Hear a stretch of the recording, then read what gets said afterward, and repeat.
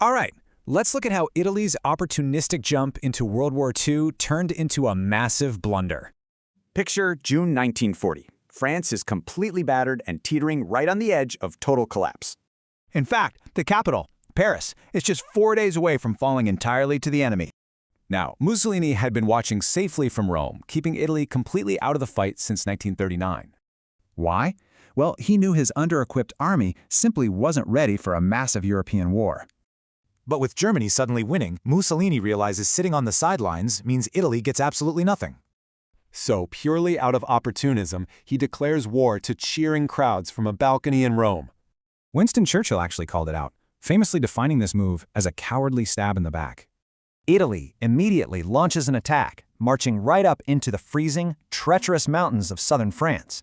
And get this, despite a massive 6-to-1 numerical advantage, the Italian forces are just shockingly crushed. In some sectors, the struggling troops literally advanced less than a single kilometer. And in other mountainous areas, they didn't move forward a single inch, total standstill. Attacking a dying country with overwhelming numbers and achieving absolutely nothing was just profoundly humiliating for Mussolini. By the time France formally signs the armistice on June 22nd, the dust finally settles.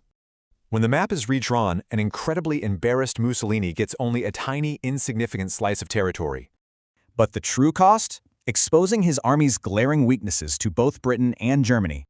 You see, this disastrous Alpine campaign wasn't just a one-off failure. It set a really grim stage.